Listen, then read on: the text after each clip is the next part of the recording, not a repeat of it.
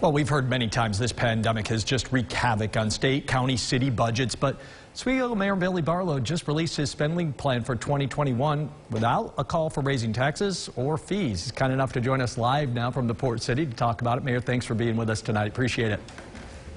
Thanks for having me. So, no need for a build-up here. How'd you do it? A budget with no new taxes or fees these days?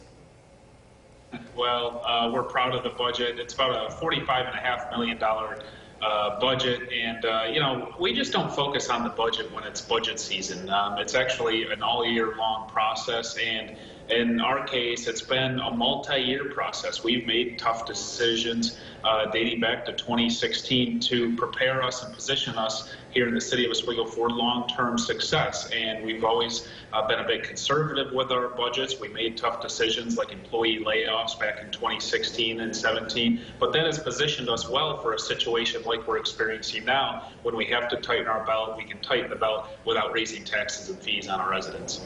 Any impact on city workforce? I know there were a couple of years ago, you just mentioned it, but any layoffs, furloughs, anything like that, any impact on the city workforce in your budget plan?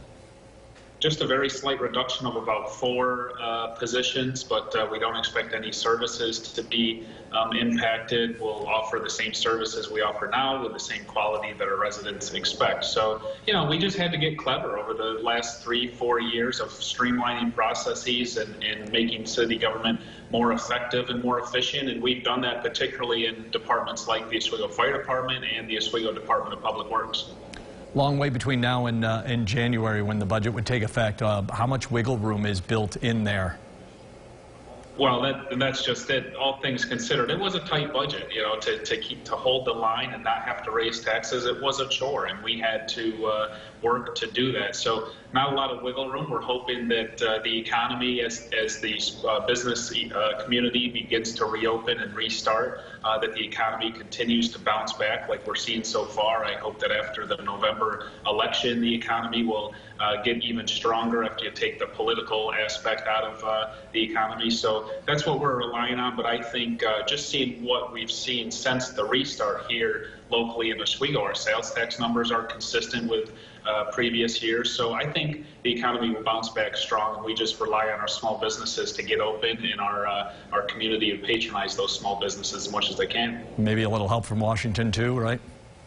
I wouldn't complain if that happened. You know, certainly looking to Washington to make a deal, come up with a package that'll assist cities, towns, villages, counties. That would be helpful, so governments can continue the services and the same quality of services without having to make drastic cuts. Well, let's shift a little bit from budget talk. I mean, even though the budgets are tight, Oswego's booming with construction these days. I'm guessing a lot of it comes from that $10 million state downtown revitalization grant. How's it feel to see all this work going on in the Port City? It's a great feeling. It's a very exciting time. We have a lot of momentum here in the city of Oswego. Back in 2016, we won the $10 million Downtown Revitalization Initiative, and we identified 10 economic development projects where we found private partners, private developers and property owners to do large-scale projects. A lot of them are mixed-use projects. So I'm proud to report that 10 of 10 are up under construction or completed now. And a simple drive through downtown Oswego, your head's looking and turning out every window because there's building going on all over. We're proud of it. We will be proud of the final product once it's complete in the next year or so. You almost hardly recognize it. And I got to imagine being able to do this work now sets the city up so well once we really do get through this pandemic and kind of get back to whatever normal looks like once we get through this. Right, and that was the biggest challenge for us, and even for me personally, was to keep all these projects on track through the shutdown and through this pandemic, and keeping the schedules and the budgets together, even with the pandemic and all the effects that it had that maybe you didn't even think of. So it's been a challenge, but it just makes the final product will be more worth it looking back at all we had to go through to make this.